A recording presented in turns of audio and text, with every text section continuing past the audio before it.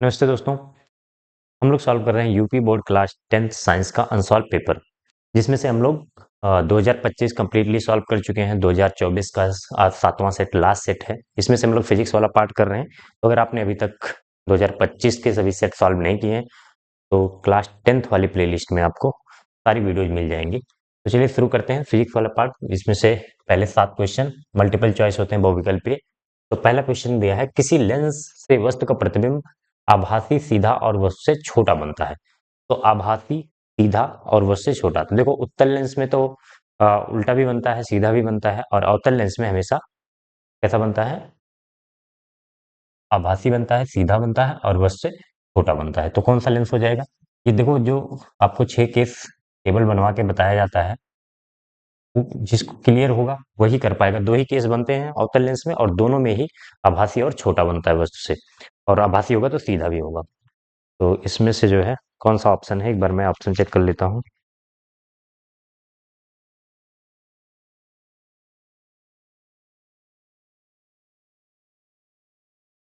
2024 का ये कौन सा सेट सेट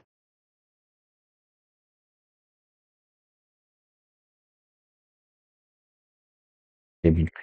तो ऑप्शन ए ही दिया है अवतल लेंस। तो कौन सा ऑप्शन? ऑप्शन ए सही हो जाएगा। ठीक है? अब जो है नेक्स्ट क्वेश्चन दिया है, एक गोलीय दर्पण के वक्रता केंद्र तथा ध्रुव के बीच की दूरी 20 सेंटीमीटर है। दर्पण के ध्रुव से फोकस की दूरी क्या होगी? गोलीय दर्पण, कोई भी दर्पण ले लो, नाम नहीं दिया गया तो हम मान लो हमने अवतल दर्पण ले लिया। और इसमें क्या क्या, ये ध्रुव, फोकस और वक्रता केंद्र ये होता है। तो किसके बीच की दूरी दी गई है? वक्रता केंद्र तथा ध्रुव। वक्रता केंद्र तथा ध्रुव यानी कि ये दूरी दी गई है। इसको हम क्या बोलते हैं? वक्रता त्रिज्या आर। ये दिया है 20 सेंटीमीटर। तो दर्पण के ध्रुव से फोकस की दूरी यानी कि फोकस दूरी पूछ रहा है। तो आपको फॉर्मूला पता होना चाहिए, f equal to r by two. तो 20/2 कर देंगे, कितना आ जाएगा? 10। 10 सेंटीमीटर राइट आंसर हो जाएगा। अ, कौन सा ऑप्शन इसमें सही है? 5 सेंटीमीटर, 10 सेंटीमीटर, बी बी वाला ऑप्शन सही है, ऑप्शन बी। क्वेश्चन नंबर 4 पर आ जाते हैं। एक लेंस की क्षमता प्लस 2 डायोप्टर है, इसकी फोकस दूरी सेंटीमीटर में कितनी होगी? तो लेंस की क्षमता का फॉर्मूला आपको पता होना चाहिए, पी इक्वल टू 1/f, लेकिन f इसमें क्या होता है? मीटर। ठीक है। अगर आप 100/f यूज करते हैं, कुछ लोग ये भी याद रखते हैं 100/f, अगर ऊपर 100 लगते हो तो यहाँ पे क्या हो जाता है? सेंटीमीटर। अगर सेंटीमीटर में डायरेक्ट निकालना है, चाहे मीटर में निकाल के सेंटीमीटर में बदल लो 100 से भाग करके, और नहीं तो ये वाला फार्मूला यूज कर लो। तो एफ सेंटीमीटर में क्या हो जाएगा? पी इधर आ जाएगा 100/पी। पी की वैल्यू दिया है +2, तो 100/2 कितना हो जाएगा? 50। देखो ये प्लस में रखा हुआ है तो ओवरऑल सब कुछ प्लस में ही आएगा, प्लस कितना? 50 सेंटीमीटर। कभी कभी यहीं पे आगे अगर बड़े क्वेश्चन लॉन्ग आंसर में होता है तो पूछ लेता है, ये भी पूछ सकता है कौन सा दर्पण है ये? दर्पण नहीं, लेंस है ना, तो कौन सा लेंस है ये? तो फोकस दूरी धनात्मक है, धनात्मक किसका होता है? उत्तल लेंस का। तो उत्तल लेंस हो जाता है। वैसे ऑप्शन इसमें कौन सा सही होगा? 5। क्वेश्चन नंबर ये 4 था ना? अच्छा, 3 4 सीक्वेंस चेंज हो गया है। क्वेश्चन नंबर 4 पहले कर दिया, ठीक। 4 में +50, पहला ही ऑप्शन है +50, ऑप्शन ए। फिर आते हैं क्वेश्चन नंबर 3 पर। 4 पहले कर दिया है तो कंफ्यूजन मत होना। क्वेश्चन नंबर 3, प्रकाश की किस घटना के कारण आकाश नीला दिखाई देता है? तो ये क्वेश्चन तो इतनी बार रिपीट हो चुका है, तो अगर ऑप्शन ना दिखाई दे तब भी आपको बोलना चाहिए तुरंत, प्रकाश का प्रकीर्णन। प्रकाश का प्रकीर्णन। हम देख लेते हैं कौन सा ऑप्शन सही है इसमें। प्रकीर्णन, डी ऑप्शन दिया है इसमें। तो ये 4 क्वेश्चन हो गए। चलिए नेक्स्ट क्वेश्चन पे चलते हैं। नेक्स्ट क्वेश्चन है क्वेश्चन नंबर 5। इसमें कह रहा है, फ्यूज तार को निम्नलिखित घरेलू विद्युत वितरण में किस तार के श्रेणी क्रम में जोड़ा जाता है? तो फ्यूज तार की बात कर रहे हैं हम। और घरेलू वितरण में कौन कौन से तार होते हैं? 3 तार होते हैं। एक तो हम बोलते हैं फेज वायर, जिसे जिंदा तार या जीवित तार बोलते हैं। दूसरा होता है एक होता है न्यूट्रल, उदासीन तार। और तीसरा होता है अर्थिंग का, भू संपर्की तार। फ्यूज किस में जोड़ा जाता है? ये याद होना चाहिए आपको, ऑप्शन देखने की जरूरत ना पड़े। जो जीवित तार हम बोलते हैं, जीवित तार, इसी को हम फेज वायर बोलते हैं, फेज वायर में। ठीक है, तो ऑप्शन देख लीजिए, जिंदा तार, जीवित तार, जो भी लिखा हो। भूसंपर्क उदासीन और सी दिया है जीवित तौर। तो कौन सा ऑप्शन हो जाएगा? सी ऑप्शन इसमें सही हो जाएगा। ठीक है, अब आते हैं क्वेश्चन नंबर 5, 6। अच्छा, ये 7 है।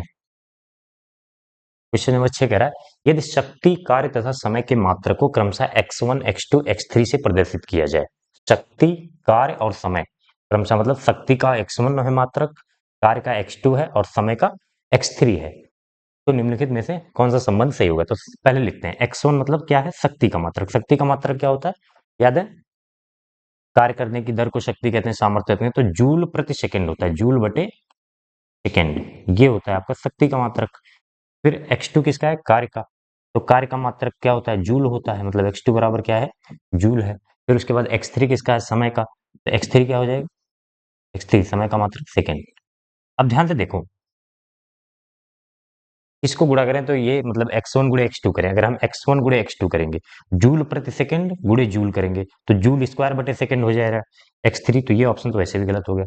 दूसरे पे आते हैं, ध्यान से देखना, x1 मतलब जूल प्रति सेकंड गुणे x3 मतलब सेकंड। इसमें सेकंड से गुणा करोगे करोगे तो सेकंड से सेकंड कट जाएगा, क्या बचेगा? जूल, मतलब x2 बचेगा। एक बार मैं इसको करके दिखा दे रहा हूँ, क्योंकि यही ऑप्शन जो है आपका सही है। x1 इंटू x3, x1 की जगह पर हम क्या रखेंगे? जूल प्रति सेकंड, जूल प्रति सेकंड गुणे x3। x3 कितना है? सेकंड है आपका, x3 है सेकंड। तो सेकंड से सेकंड कटेगा, क्या बचेगा? जूल। और यही क्या है? x2 आपका कार्य का मात्रक। तो x1 गुणे x3 बराबर क्या आ गया? x2। ये ऑप्शन सही हो जाएगा। आपको बस रख के देखना था, बहुत सिंपल सा। मात्रक याद होंगे तभी कर पाएंगे ये क्वेश्चन। इसीलिए मैं कहता हूँ बार बार कि जितने भी आपने राशियां पढ़ी है, कम से कम उनके मात्रक याद करते चलिए। अभी से याद करते रहेंगे तो आगे 11th 12th में काफी हेल्प होगी आपकी। लास्ट क्वेश्चन है बहुविकल्पीय का, कह रहा है, एक चालक तार में 10 एम्पियर की धारा प्रवाहित होती है। इसके संगत 2 सेकंड में प्रवाहित होने वाले आवेश की मात्रा होगी। तो धारा और आवेश में संबंध आपने पढ़ा होगा, आई बराबर क्यू बटे टी। आवेश की मात्रा यानी कि क्यू का मान पूछ रहा है, तो टी इधर जाएगा, मल्टीप्लाई हो जाएगा आई इंटू टी। आई का वैल्यू 10 एम्पियर, ये क्या दिया है? धारा।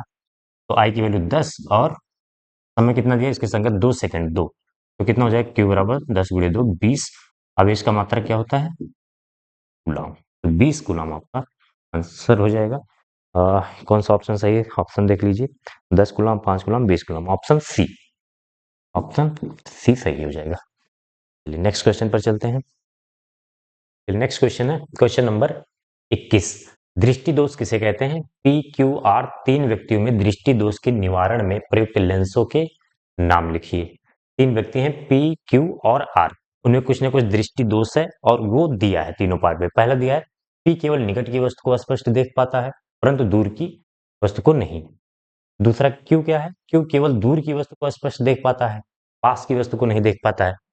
और तीसरा व्यक्ति है आर, वो ना तो दूर की वस्तु को और ना ही निकट की वस्तु को स्पष्ट देख पाता है। तो तीनों में कौन कौन सी जो है दृष्टि दोष है और उनके निवारण में कौन सा लेंस प्रयोग करना है वो हमें बताना है। 4 नंबर का क्वेश्चन है, तो सिर्फ लेंस का नाम मत लिख के चले आना। इसमें थोड़ा सा दृष्टि दोष के बारे में, उसका निवारण, उसमें प्रतिबिंब कहाँ बनता है, ये सब चीजें लिखेंगे तभी 4 नंबर मिलने वाला है। हालांकि यहाँ पे सिर्फ लिखा है प्रयुक्त लेंसों के नाम लिखिए, तो आप ऐसा नहीं कि तीनों लेंस के नाम लिख देंगे आपको 4 नंबर मिल जाएगा। थोड़ा सा अपना भी दिमाग लगाइएगा, क्योंकि 4 नंबर का क्वेश्चन है तो उसके लिए कुछ ना कुछ हमें लिखना पड़ेगा। तो पहले फर्स्ट वाले के बारे में बात करते हैं कि केवल निकट की वस्तु को स्पष्ट देख पाता है। तो जहां की वस्तु कोई व्यक्ति देख पाता है स्पष्ट ना, उसमें वही दृष्टि दोष होता है। जहां की वस्तु को देख पाता है, तो कहां पर देख रहा है? निकट की देख रहा है, तो इसमें कौन सा दोष दोष होगा? निकट दृष्टि दोष, निकट दृष्टि दोष। तो ये हो गया निकट दृष्टि दोष। और थोड़ा सा इसमें जो है आप लाइन बना के अपना लिखिएगा, सिर्फ इतना मत लिख दीजिएगा। तो निकट दृष्टि दोष इसमें हो गया। पी में दिखेंगे, पी में निकट दृष्टि दोष है। निकट दृष्टि दोष में होता क्या है? इसमें प्रतिबिंब कहाँ बनता है? जब रेटिना के पहले बन जाता है प्रतिबिंब, रेटिना पर बनना चाहिए। ये लेंस होता है, यहाँ ये वाला पार्ट रेटिना होता है, इधर ये रेटिना होता है। तो अगर रेटिना के पहले प्रतिबिंब बन जाता है तो उसमें क्या बोलते हैं? उसको हम निकट दृष्टि दोष। में प्रतिबिंब कहाँ बनता है ये भी बताना है, बता देना है। प्रतिबिंब रेटिना के पहले बन जाता है, रेटिना के पहले का है। अब अगर रेटिना के पहले बन रहा है तो प्रतिबिंब हम चाहते हैं रेटिना पर बने, थोड़ा सा और पीछे जाके बने, तो कौन सा लेंस यूज करते हैं? अवतल लेंस। यहाँ से आने वाली प्रकाश की किरणें थोड़ा सा जो है दूर जाके मिलेंगी। ये कौन सा लेंस होता है? अपसारी। थोड़ा सा किरणों को खोल देता है तो ताकि ये जाके यहाँ पे अब आके मिलती है, जो जो किरणें यहाँ मिल रही थी अब वही किरणें जाके रेटिना पर मिलेंगी। नहीं समझ में आ रहा है? यहाँ पे समझ में आना चाहिए। ठीक है, फिगर ये वाला नहीं बनाना है, आप बस इतना याद रखना। कौन सा लेंस, लेंस इसमें कौन सा यूज करेंगे? अवतल लेंस, अवतल लेंस। ठीक है, ये बस मैंने आपको समझाने के लिए बनाया था कि निकट दृष्टि दोष में क्या होता है, प्रतिबिंब रेटिना के पहले बन जाता है। रेटिना पर बनाने के लिए प्रतिबिंब को हमें एक अवतल लेंस, उचित फोकस दूरी का अवतल लेंस लगाते हैं, जिससे प्रतिबिंब पुनः रेटिना पर बनने लगता है और दूर की वस्तु भी स्पष्ट दिखाई देने लगती है। अब बात करते हैं दूसरे वाले की। दूसरा वाले में क्या दिक्कत है? क्यों केवल दूर की वस्तु को स्पष्ट देख पाता है, पास की वस्तु को, निकट की वस्तु को नहीं देख पाता है? तो जब दूर की वस्तु को देख पाता है तो उसमें कौन सा, तो हम क्या बोलेंगे? दूर दृष्टि दोष। सुनने में उल्टा लगता है लेकिन यही होता है, दूर दृष्टि दोष। तो दूर दृष्टि दोष में क्या होता है? दूर की वस्तु क्लियर दिखाई देंगी, पास की नहीं दिखाई देंगी, और पास की नहीं दिखाई देती है तो प्रतिबिंब बनता है रेटिना के बाद में। प्रतिबिंब रेटिना के पीछे बनता है, रेटिना के पीछे बनता है। ठीक है, अब लेंस कौन सा? लेंस हम देखो रेटिना के पीछे बनता है, यहाँ पे रेटिना है, ये लेंस है, तो इसके पीछे जाके बन रहा है ऐसे यहाँ पे। तो अगर एक और उत्तल लेंस हम यूज कर लें तो क्या होगा? उत्तल लेंस क्या करता है? किरणों को मोड़ता है, पास लाता है, तो ये और पास लाके ओवरऑल रेटिना पर बना देगा। यहाँ पर जो यहाँ पर प्रतिबिंब बन रहा था वो अभी यहाँ पे बन जाएगा, एक और उत्तल लेंस यूज करने से। क्या लिखेंगे? उचित फोकस दूरी का उत्तल लेंस यूज करेंगे, उत्तल लेंस। ये दोनों में हो गया, इसको आप अपना हिसाब से लिख लीजिएगा। तीसरा, तीसरा क्या बोल रहा है? आर है, ना तो दूर की वस्तु को और ना ही निकट की वस्तु को देख पाता है क्लियर, तो ऐसे व्यक्ति को हम क्या बोलते हैं? जरा दृष्टि दोष। याद होगा, आपने पढ़ा होगा अगर, तो इसको क्या बोलते हैं? जरा दृष्टि दोष। ऐसे व्यक्ति जिनको ना तो दूर का दिखाई दे ना तो पास का दिखाई दे तो उन्हें जरा दृष्टि दोष। इसमें होता क्या है कि पास वाली की वस्तु का प्रतिबिंब रेटिना के पीछे बनता है, दूर वाली का रेटिना के पहले बनता है। ओवरऑल रेटिना पर किसी भी वस्तु का प्रतिबिंब नहीं बनता है, तो इसको हम क्या कहते हैं? जरा दूर दृष्टि दोष। इसमें आप चाहे तो लिख देना, बोल दे रहा हूं मैं। पास वाली वस्तु का प्रतिबिंब कहाँ बनेगा? रेटिना के पीछे। दूर वाली वस्तु का रेटिना के पहले बनेगा। तो इसमें देखो दोनों लेंस का यूज पड़ जाता है, तो लेंस कौन सा प्रयोग करते हैं? इसमें जो लेंस प्रयोग करते हैं हम उसको बोलते हैं बाईफोकल लेंथ, द्विफोकस लेंस। द्विफोकस लेंस ही बोलते हैं ना, देख लेना अपना, द्विफोकस लेंस, बाईफोकल में क्या होता है? दोनों होते हैं, बाईफोकल लेंस। अवतल भी होता है, उत्तल भी होता है। तो ये क्वेश्चन आपका यहीं पे कंप्लीट होता है। नेक्स्ट क्वेश्चन पर चलते हैं। तो नेक्स्ट क्वेश्चन है क्वेश्चन नंबर 22। क्वेश्चन है कि जल तथा कांच में प्रकाश की चाल क्रमशः 2.25 into 10 to the power 8 metre प्रति सेकंड है तथा 2 into 10 to the power 8 metre पर सेकंड है। ये क्या दिया है? जल तथा कांच में प्रकाश की चाल, तो जल में ये हो जाएगा, कांच में ये हो जाएगा, प्रकाश की चाल दे दी गई है। निम्नलिखित अपवर्तनांक की गणना कीजिए। पानी का अपवर्तनांक निकालना है, किसके सापेक्ष? कांच का। और फिर वायु का, हाँ मतलब कांच नहीं, पानी का नहीं, पानी के सापेक्ष कांच का, कांच का निकालना है किसके सापेक्ष? पानी के। और यहाँ पर वायु के सापेक्ष कांच का, मतलब कांच का वायु के सापेक्ष। तो अब ये सापेक्ष अपवर्तनांक, पहले तो अपवर्तनांक निकाल लेते हैं फिर अपवर्तनांक का मतलब समझ लेते हैं, तब मैं इस पर आता हूँ। तो जैसे ये दिया है, कोई किसी भी माध्यम का अपवर्तनांक जब हम निकालते हैं तो अपवर्तनांक का फार्मूला आपने पढ़ रखा होगा। अपवर्तनांक का, कि प्रकाश की चाल निर्वात में, हम्म, निर्वात में प्रकाश की चाल, और क्या रहेगा? निर्वात में प्रकाश की चाल, प्रकाश की चाल अपान,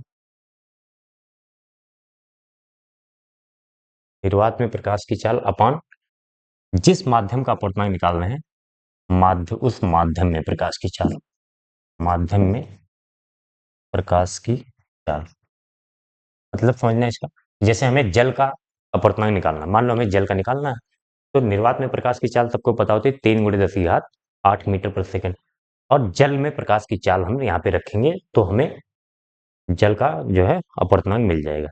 जिस माध्यम का निकालना है, जल का निकालना है, जल का कांच का निकालना है, कांच का यहाँ रख देंगे, बाकी निर्वात का तो कांस्टेंट है।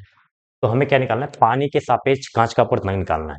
तो सापेक्ष का मतलब क्या होता है, जैसे कांच का निकालना है तो कांच का अपवर्तनांक ऊपर रहेगा, पानी का अपवर्तनांक नीचे रहेगा। इसको हम किससे लिखते हैं, आप अपवर्तनांक को एन से भी लिखते हैं और म्यू से भी कुछ लिखते, चलो एन से लिख दे रहा हूँ।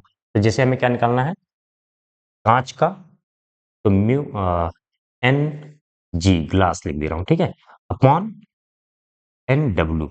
इसको हम क्या बोलेंगे, कांच का अपवर्तनांक किसके सापेक्ष, पानी के, डब्ल्यू से वाटर, तो एन जी मतलब कांच का अपवर्तनांक हमें नहीं पता है और पानी का भी नहीं पता है, दोनों में चाल दिया गया है, तो पहले दोनों का अपवर्तनांक निकालेंगे। हम क्या निकालेंगे, एन जी यानी कि ग्लास, मतलब एन से अपवर्तनांक और एन का अपवर्तनांक और जी से ग्लास, ग्लास का कांच का अपवर्तनांक कितना हो जाएगा, प्रकाश की चाल निर्वात में बटे प्रकाश की चाल कांच में, ये दी गई है हमें, जल तथा कांच, तो ये हो जाएगा कांच में 2 × 10⁸ 8, 10⁸ से 10⁸ कटेगा, 3/2, 3/2 का मतलब 2 से भाग करेंगे, 2 × 2 और 0.5, 1.5 आ जाएगा। एन जी तो आ गया, अब हमें एन डब्ल्यू भी चाहिए, मतलब डब्ल्यू से वाटर, तो जल का अपवर्तनांक एन डब्ल्यू क्या हो जाएगा, एन डब्ल्यू प्रकाश की चाल किसमें, निर्वात में। प्रकाश जब हम जल का निकाल रहे हैं तो जल में प्रकाश की चाल नीचे लिखेंगे, ऊपर तो वही रहेगा, निर्वात में 3 × 10⁸ नीचे क्या लिखेंगे, जल, जल में प्रकाश की चाल दिया है हमें 2.25 × 10⁸ तो 10⁸ से 10⁸ कटेगा, बचेगा क्या यहाँ पे, 3/2.25। अब इसको सॉल्व करना है आपको, तो आप अपने तरीके से भी सॉल्व कर सकते हैं। पहले दशमलव हटा लेंगे तो क्या करेंगे, 2 जीरो, 2 अंक पे दशमलव है तो 2 जीरो बढ़ाया, दशमलव हटा दिया, क्या हो गया अब ये, मैं सॉल्व करके दिखा दे रहा हूँ ढंग से आपको। 225, 300 में 225 से भाग कर पाएंगे, चाहो तो 25 से काट दो या फिर डायरेक्ट करना चाहो तो कर लो, 300 में 225 से भाग कर लो या फिर 225 से काट काट दो, 25 × 25 5 बचा, 25×2 50। अब ये जो है 25 × 8 200, यानी कि 25×9 = 225, ये 9 बार जाएगा, तो क्या हो जाएगा ये 12/9। अरे 300/25 हुआ, कैसे सॉल्व किया समझ में आ रहा है ना, 2 अंक पे दशमलव था तो 2 जीरो ऊपर बढ़ाया, दशमलव हटा दिया, 300/225 हो गया। ये देखा हमने 25 आ रहा है तो 2 जीरो है तो 25 से वैसे भी कटेगा, नहीं तो आप चाहो तो 5 से काटो, फिर 5 से काटो, 2 बार काटोगे तो ओवरऑल 12/9 आएगा। अभी देखो 3 से भी कट रहा है ये, 3 × 4 = 12 और 3 × 3 = 9, 4/3 आ गया, 4/3, 4 में 3 से भाग कर लो,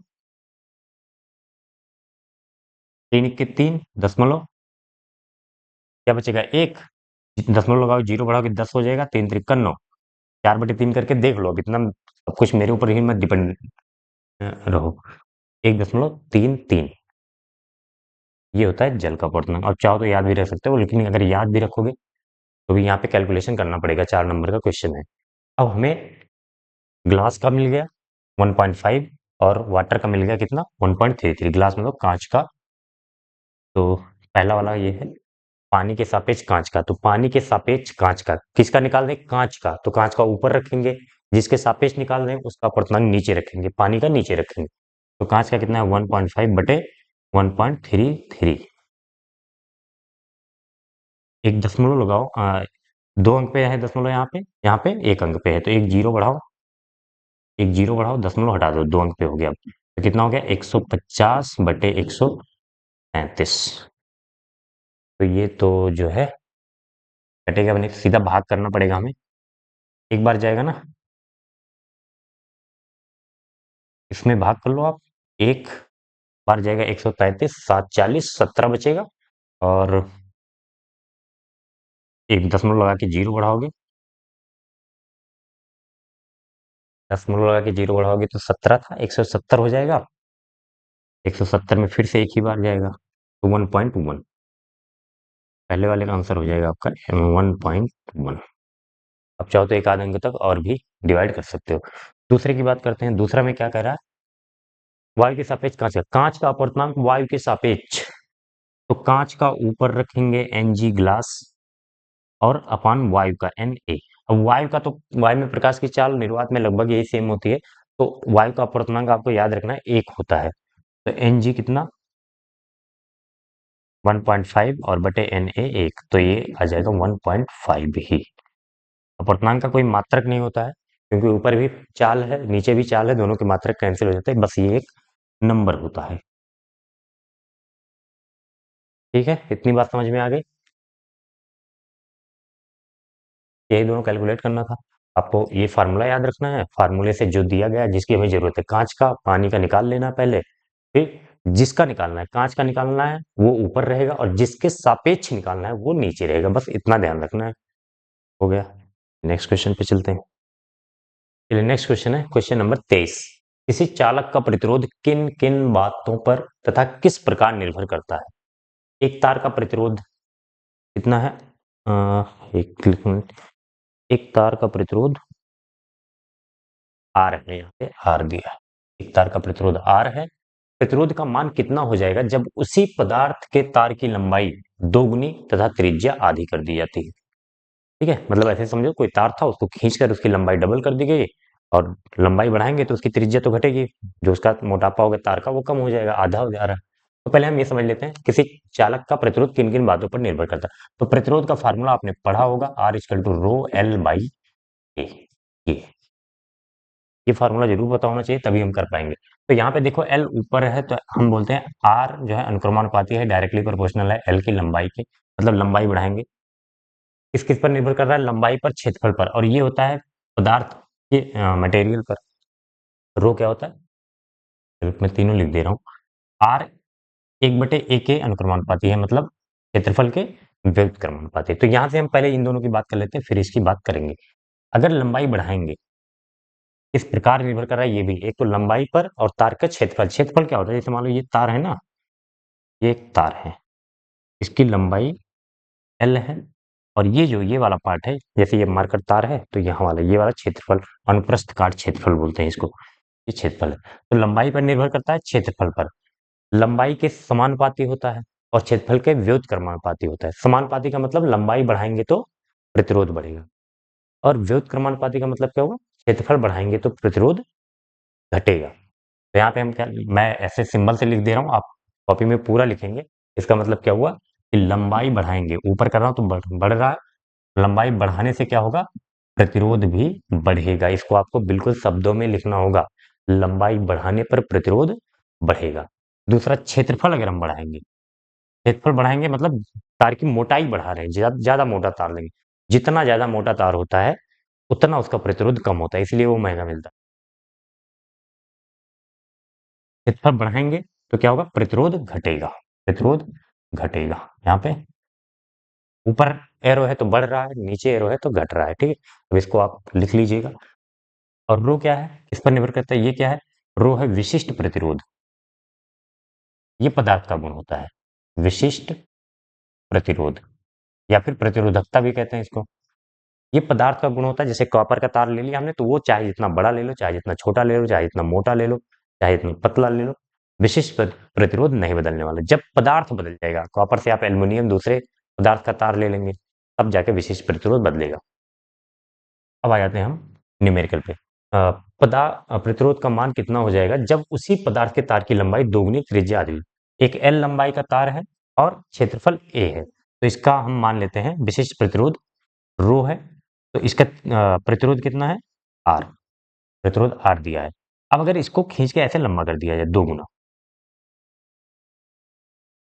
लंबाई दोगुनी कर दी गई 2L, और क्षेत्रफल कितना कर दिया गया, त्रिज्या आधी कर दी जाती, सॉरी, इसकी त्रिज्या मान लो, क्षेत्रफल तो ए है ही, त्रिज्या कितनी है, आर है। इस बार त्रिज्या कितनी हो जा रही है, r/2। इसकी त्रिज्या मान लो r डैश हो गई, और r डैश कितना हो जा रहा है, पहले वाली त्रिज्या का आधा हो जा रहा है, R/2 हो जा रहा है। तो क्षेत्रफल कितना हो जाए, क्योंकि हमें प्रतिरोध निकालना है। अच्छा, इसका प्रतिरोध अगर हम लिखें, जब लंबाई L तथा क्षेत्रफल R था, मतलब त्रिज्या R थी, तो उस समय प्रतिरोध कितना रहा होगा? R था। R का फार्मूला अगर अगर हम लगाएं ये वाला, तो रो लंबाई L बटे A, और A क्या होता है? A बराबर होता है, इसका क्षेत्रफल वृत्ताकार है तो पाई R स्क्वायर, इसी से निकालेंगे, ध्यान देना। अब हमें इसकी लंबाई जो है, क्षेत्रफल तो बदल गया, A डैश हो गया, इसका मान लो R डैश, प्रतिरोध जब लंबाई बढ़ाने के बाद प्रतिरोध कितना हो गया? R डैश हो गया। और विशेष प्रतिरोध तो सेम होगा, क्योंकि उसी पदार्थ का दिया है, क्वेश्चन में दिया है उसी पदार्थ का, तो विशेष प्रतिरोध रो ही होगा। अब R डैश बराबर इस वाले तार का प्रतिरोध कितना होगा? रो, यहाँ पे क्या हो जाएगा?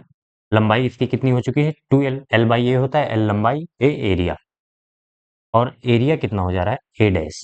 अब A डैश की वैल्यू निकाल के हमें रखना है। A डैश कितना होगा? ध्यान से देखो, A डैश बराबर क्या होता है? पाई R डैश त्रिज्या हो जाएगी, R डैश का स्क्वायर। वृत्त का क्षेत्रफल कितना होता है? ये वृत्ताकार ही तो है, ये हो जाएगा पाई R डैश कितना हो जाएगा? R/2, R/2 का स्क्वायर। ध्यान से देखना, पाई R स्क्वायर, पाई R स्क्वायर बटे R स्क्वायर होगा, और बटे 2 का स्क्वायर 4, इसका स्क्वायर कर देंगे, पाई R स्क्वायर बटे 4 हो गया। अब पाई R स्क्वायर क्या था? पहले वाले का क्षेत्रफल, तो पाई R स्क्वायर की जगह पर हम पहले वाला क्षेत्रफल A रख सकते हैं कि नहीं? तो A डैश बराबर क्या हो जाएगा? A बटे 4, यहाँ पे हम रख देंगे। R डैश बराबर rho into 2L upon A dash की जगह पर A बटे 4 रखेंगे, तो A नीचे बटे 4, 4 ऊपर चला जाएगा, पूरे 4 हो जाएगा। तो 4 दूनी 8, इसको 8 आगे लिख दिया हमने, और क्या बचा? रो L/A, रो L/A, और रो L/A क्या है? रो L/A की वैल्यू कितनी है? R, पहले वाले तार से, तो यहाँ पे 8, 8 R लिखेंगे। नया प्रतिरोध इसका 8 गुना बढ़ जाएगा। पहले क्या था? R था, लंबाई बढ़ाया तो देखो, लंबाई बढ़ाने से प्रतिरोध बढ़ा, और क्षेत्रफल कम करेंगे तो प्रतिरोध बढ़ेगा, क्षेत्रफल बढ़ाएंगे तो प्रतिरोध घटेगा, तो ओवरऑल बढ़ रहा है प्रतिरोध। तो कितना हो गया? पहले R था, लंबाई बढ़ाने से 8R हो गया, 8R उसका 8 गुना बढ़ गया। ठीक है, तो ये क्वेश्चन यहीं पे खत्म होता है। अब जो लास्ट क्वेश्चन है, क्वेश्चन नंबर 24, ये मैं कई बार करा चुका हूँ, तो इस बार नहीं कराने वाला हूँ। आप प्रीवियस में जाइए कि मतलब कोई भी 2-3 सेट देखेंगे, उसमें कहीं ना कहीं ये क्वेश्चन मिल जाएंगे। पहला है फ्लेमिंग के बाएं हाथ का नियम, दक्षिण हस्त अंगुष्ठ नियम, और कह रहा है निम्नलिखित सहायता से किस भौतिक राशि की दिशा ज्ञात की जाती है। तो फ्लेमिंग के बाएं हाथ के नियम से हम चुंबकीय बल की दिशा ज्ञात करते हैं, और दक्षिण हस्त अंगुष्ठ के नियम से क्या निकालते हैं? चुंबकीय क्षेत्र की दिशा ज्ञात करते हैं। उसके बाद अथवा वाले में डोमेस्टिक सर्किट यानी कि घरेलू परिपथ वाला दिया है, तार का नाम, कार्य, उनके आवरण का रंग। तो कौन सा तार होता है? एक तो तेज वायर जिंदा तार, दूसरा उदासीन तार, और तीसरा भू संपर्क मतलब अर्थिंग। जिंदा तार लाल कलर का होता है, और उदासीन तार न्यूट्रल वाला ब्लैक कलर का होता है, और भू संपर्क तार यानी कि अर्थिंग वाला हरे कलर का लगाया जाता है। तो आप ये दोनों क्वेश्चन कई बार करा चुका हूं मैं, आप इसको कर लीजिए। और ये क्वेश्चन अगर आपने शुरू से आप लोग सॉल्व करते हुए आ रहे हैं, तो ये क्वेश्चन जरूर किया होगा, उसको रिवाइज कर लीजिए। बार बार यहाँ पे मैं कराने की कोई ज़रूरत नहीं है। तो 2025 और 2024, तो ओवरऑल दोनों साल हमने कंप्लीट कर लिया है पूरा, सभी 7 सेट सॉल्व कर लिए हैं। अब मैं क्लास 10th में अभी आगे नहीं सॉल्व कराने वाला हूँ, क्योंकि आप जब 2023 में जाएंगे ना, तो देखेंगे यही सारे क्वेश्चन रिपीट होंगे। कोई शायद ही कोई ऐसा क्वेश्चन हो जो रिपीट ना हुआ हो। तो अगर कोई ऐसा क्वेश्चन आपको सॉल्व करते हैं और उसमें प्रॉब्लम आती है, तो आप कमेंट करके बता सकते हैं, मैं उनका सोल्यूशन डाल दूंगा। लेकिन अगर ये 2 साल आपने ढंग से सॉल्व कर लिया, प्रैक्टिस इनकी कर ली, तो मैं 100% गारंटी के साथ कह सकता हूँ, 1-2 नंबर छोड़ दिए, वैसे फिजिक्स 25 नंबर का होता है, तो 25 में से 25 लगभग यहीं से रिपीट होने वाले हैं। 1-2 नंबर की गारंटी नहीं ले सकता हूँ मैं, क्योंकि अगर मैं बोल दूं 100% यहीं से आएगा, तो वो सिर्फ आपको बेवकूफ़ बनाना होगा। ठीक है, तो मैं आपको बेवकूफ़ नहीं बना रहा हूँ। 1-2 नंबर कभी कोई भी कितना बड़ा टीचर हो, वो 100% गारंटी नहीं ले सकता। लोग यूट्यूब पे ऐसे देखा होगा, आपको गारंटी लेते हुए मिल जाएंगे, लेकिन मेरे हिसाब से वो गलत है, वो बच्चों को बेवकूफ़ बनाना है। ठीक है, क्योंकि एग्जामिनर पेपर बना रहा है, आप कितने भी क्वेश्चन करा दो, वो नया क्वेश्चन अगर डालना ही चाहेगा तो डाल देगा, आप क्या कर लोगे? हो सकता है सिलेबस से बाहर ही डाल दे। तो ऐसी गारंटी नहीं लेना चाहिए 100%, लेकिन 20 से 25 नंबर, मतलब 20 नंबर तो मिनिमम उसमें इसी में से फंसना ही है। 2-4 नंबर आप थोड़े से अपने विवेक पे 1-2 नंबर इधर-उधर हो सकता है। नहीं तो अगर आपकी किस्मत अच्छी हुई तो 25 के 25 इन्हीं दोनों सेट से क्वेश्चन फंसेंगे। तो इन दोनों सेट की आप जितनी बार प्रैक्टिस कर सकते हैं उतनी बार प्रैक्टिस करिए। जितनी ज़्यादा प्रैक्टिस किए रहेंगे उतना आपको एग्जाम में आसानी होगा। लिख-लिख के प्रैक्टिस करिए, जितना लिख सकते हैं उतना लिखिए, ठीक है? तो अब आप लोग तैयारी कीजिए और एग्जाम दीजिए। सिलेबस तो कंप्लीट हो ही चुका होगा। बाकी आप केमिस्ट्री और बायो की भी तैयारी करते रहें, क्योंकि तीनों हैं इस सब्जेक्ट में 70 नंबर में, 25 नंबर ही फिजिक्स है। ठीक है? Thank you.